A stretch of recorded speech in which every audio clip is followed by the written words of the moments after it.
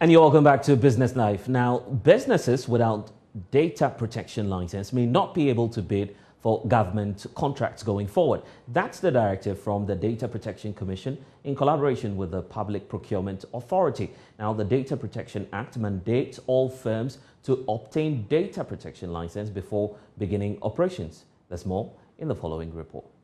Speaking at a press conference to update journalists on the Data Protection Week, Executive Director of the Data Protection Commission, Patricia Edusaipoku, said the new order has become necessary to protect clients and the general public from data abuse since the country is embarking on many digital initiatives. According to her, obtaining a license from the Commission is a basic requirement for firms that deal in data collection for their daily activities. Register with any regulator to be able to do your business, such as Bank of Ghana, such as the National Pensions Authority, or any other regulator for that matter, the NCA, they would demand your data protection license in order to renew your existing license or to register you anew.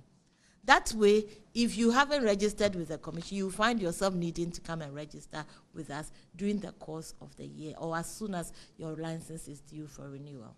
That has also triggered a lot of business uptake for us because that is our way of, catching those who are under the radar. Another way is that we are asking other authorities to demand the data protection license in order for, especially those in the private sector, to be able to take on contracts. So the PPA is now working with us to expect contract holders to have their data protection license. She has been elected to represent Ghana as president for the Africa Data Protection Agencies, a development that positions the country as a standard in the industry. Ghana won the presidency of the Network of African Data Protection Authorities. So I, on behalf of Ghana, has become the president of all data protection authorities in Africa. We are obviously positioned as a nation as the trailblazer for this kind of work for the region. Ghana is setting the pace for the rest of the world to follow as far as data protection implementation of a supervisory authorities mandate is concerned.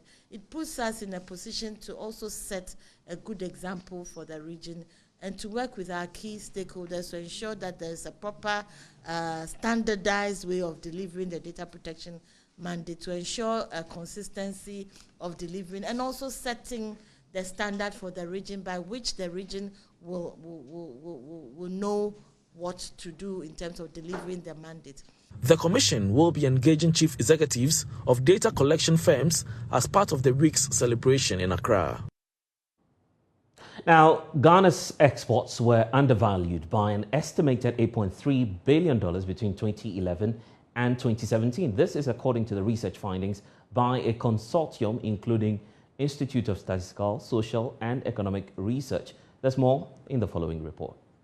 A study by a consortium including the Institute of Statistical, Social and Economic Research has revealed that Ghana's exports were undervalued by an estimated $8.3 billion between 2011 and 2017. The study, spanning 3 political administrations, also revealed that the country lost more than $2 billion in taxes due to the undervaluation of gold exports alone.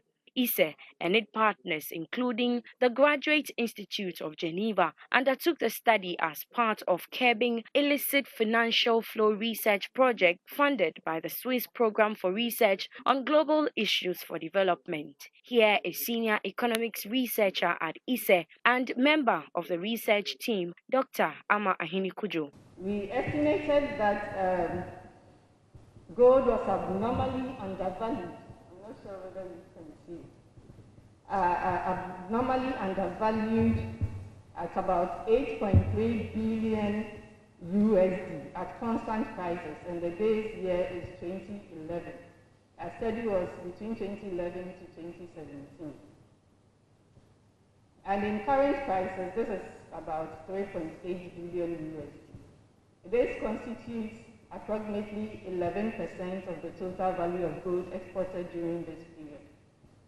The top 5 destination countries of these undervalued gold exports include major gold refining destinations including India, South Africa, United Arab Emirates, Switzerland, and Portugal, representing major gold refining, trading, and manufacturing destinations. Senior research fellow at ISE, Fred Janku, is optimistic that if measures are put in place to reduce trade-related illicit financial flow, government will raise revenue to finance its major flagship programs. The gold that Ghana exports, we get taxes from our gold sector, corporate taxes, about 25%. Of course, there are also royalties and so on. Now, if this gold is undervalued, what it means is that the country loses revenue because the taxes that we are supposed to be receiving, we don't get those taxes. So between 2011 and 2017, which is the period our study covered, we realized that about 7.8 billion Ghana cedis is undervalued every year, 7.8 billion Ghana cedis. Now, if you take about 25% of that, which is the tax that could have accrued to Ghana, that's about 1.8 billion Ghana cedis a year. Now, we are talking about e-levy, which is government trying to get more revenue. What it means is that if we are able to reduce this trade-related illicit financial flows by strengthening the governance system, the data management systems, the policy and regulatory environment, what it means is that we can get more taxes from these resources than we are getting now. What it means, government can then raise more revenue to be able to finance all the projects. We know that we have a huge infrastructure gap that we need to fill. We have flagship programs that Ghana has to finance. So we are arguing that this is one of the ways by which we can raise more revenue. In 2017, gold accounted for 96.4% of total earnings from mineral exports from Ghana. Let's take you to the extractive sector now, because mining firm Gold Fields is set to invest more than $200 million in its mining activities in Ghana. This is part of plans to expand its operations in the country. Visiting Group Chief Executive of Gold Fields, Chris Griffiths, tells Joy Business the move demonstrates the significant role government plays in the group. I guess what happens with the next, what we're doing is focusing on what our next potential big investment will be in Damang. We continue to invest in Tarkwa, so I guess when the right time comes, we'll be knocking on the door of government. But at the moment, I think we have, number one, a good relationship with government. These are tough times for governments across the world, but I think we're managing that relationship well. And when the time comes, we'll be seeking to extend our development agreement, but that's currently not necessary. There's some kind of rallying for gold, and I don't know what you make of this, and how do you expect that to impact on your operations? I think, if anything, what we're likely to see is, I think, a fairly stable gold price for some time, because Interesting. But at current gold prices where they are, the company will be generating good cash flows, and that means, of course, the benefit to Ghana means that we'll continue paying taxes, we'll be able to pay royalties, we'll be able to pay dividends to the government for their 10% shareholding, and also the dividend withholding tax. And you put all that together, means that actually we are paying more than 50% tax. I think most people don't sort of see how all these things add up. And if the prices remain strong, it means more taxes to the governments in the countries in which we operate. So, what do you make of calls for? I mean, there are some who do not appreciate, and there are some who've argued that maybe the time has come for you to share some of these things that you've shared with us, with the public. There are still calls for more taxes to be paid by mining firms like yours in Ghana. What do you make of this call? Because some do not see these things that you're doing, and therefore they're pushing for more taxes to be paid to the state. Look, I think both ourselves and government do have a role to explain to the general populace that actually the mining companies do actually pay very high taxes. And I think some people only look, for example, at the royalty or only look at the corporate tax, and they don't look at the combination of all of those. Remember, the government of Ghana has a 10% free carry in our business. So in addition to the corporate taxes, in addition to the royalties, the free carry, dividend withholding tax, you add all that together, means we pay more than 50% tax. One of the highest tax rates anywhere in the world is what we pay in Ghana. My message, of course, is to Ghana and to any government is actually through difficult times, it's very important to not chop and change the rules so that companies feel confident that they can continue to invest in countries because attractive mining jurisdictions attract capital, and actually over a long period of time the government gets much more, the people of the country get much more when you keep the rules stable.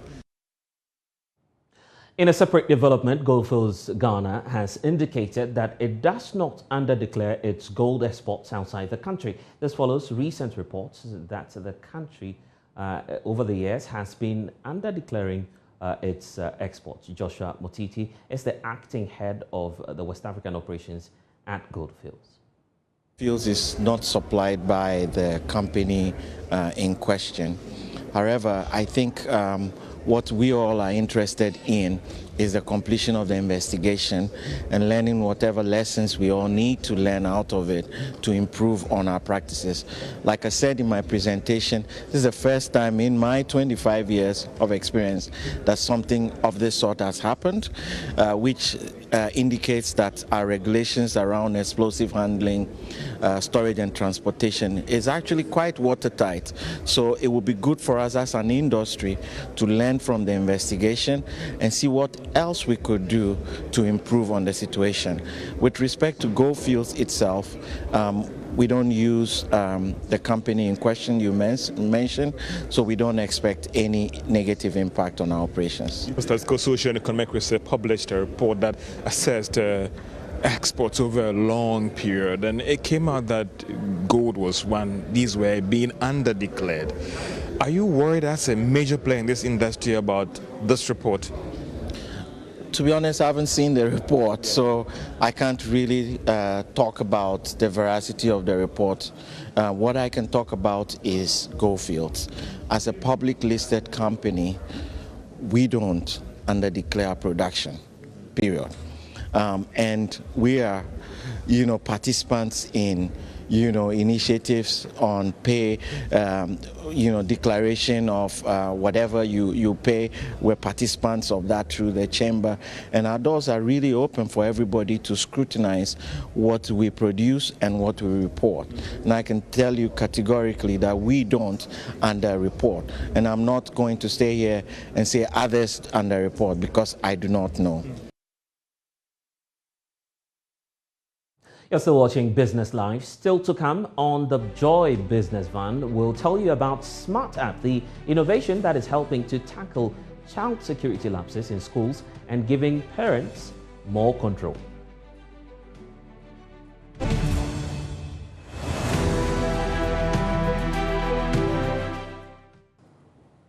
And you're welcome back to Business Live. It's a crazy world out there, and one thing you wouldn't want to compromise on is the security of your children, especially while they are away in school. So think about this, an app that enables parents and school authorities to easily check when pupils get to school and when they can depart. That is the innovation developed by software company Minex 360 Services. Chief Executive Officer Frank Natier tells us how the Smart App works in today's episode of the Joy Business Van.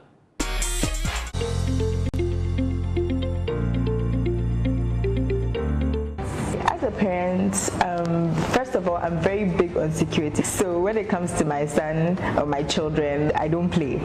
The security of my children is of paramount importance. Even more worrying is the increase in kidnapping cases here in Ghana. Being a parent himself, CEO of Minex 360 Services, Frank Natier could share in these concerns. If you walk into any school now, you can mention any child's name and the child is given out to you. So we started when we realized that no, that poses a huge risk to children in schools. So we said, can we find a way, an automated, an electronic way that helps schools to automatically verify all persons that are picking up children from schools as authorized to do so.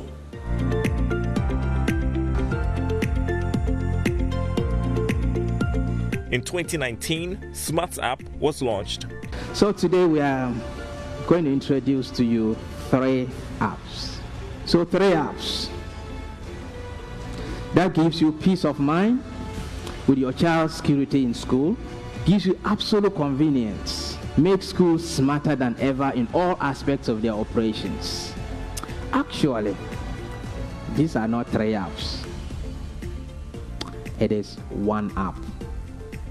And we, from today on, it will be known in the world as Smarts app. Smarts app was targeted at schools which mostly go about drop-offs and pickups manually, as one school head shares. As a school, we were taking, of course, attendance on our students and also ensuring that the people who were picking the children up at the end of the school day were authorized to do that. We used to do this through a manual process. The challenge with this was that there is no way for you to really verify if the person who's picking the child is authorized to do so. And so if it's not a parent, if it's not a family member that the school is familiar with, then we have to call. As a school, we would at that point let the person know you cannot pick this child up until we have put in a call to the parent to make sure that you are authorized to pick the child up. Frank explains how that has become simplified. In the mornings when you get to school to drop your child, what we do is that we keep records of the person who is dropping the child and the exact time the child was dropped.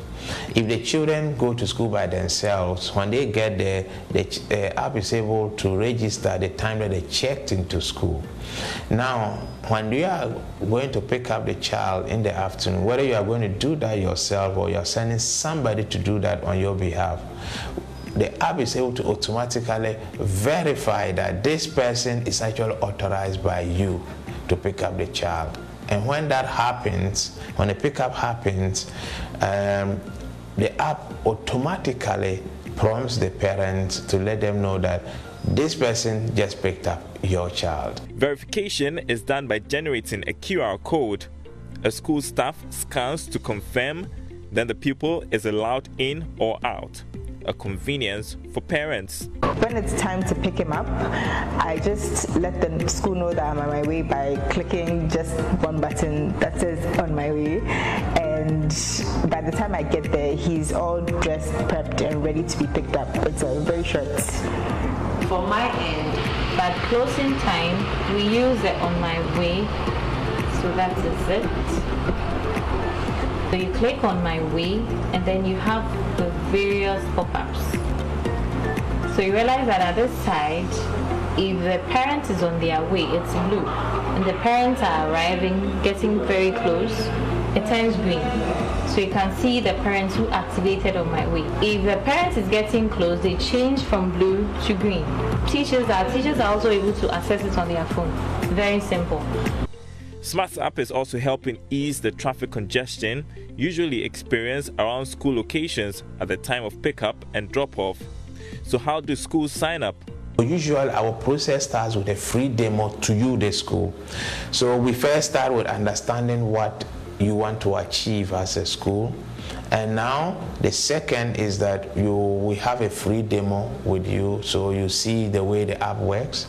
If it works the way that you want, then you proceed to commit that, yes, I want to implement the app, and then we go ahead and we set you up. Once we set you up, then you get your parents to download the app, and then they will be able to have access to all the features on Smarts app. A number of schools have signed on to the app, and the feedback is positive so far. Minex 360 is targeting to reach other countries on the continent. Frank and his team continue to develop more features on the app. For instance, the app is also connected to banks and mobile money services to enable parents pay various forms of school fees.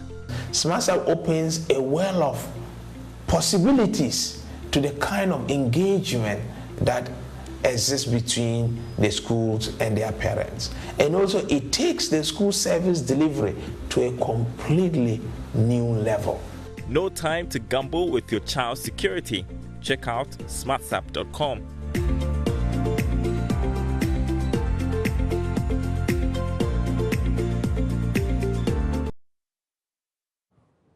Well, such a great innovation there. And remember that Business Van is brought to you by EcoBank. EcoBank is your Pan-African bank. And that will be all for Business Live. I am Blessed Sudan. Log on to myjoyonline.com/business for more stories.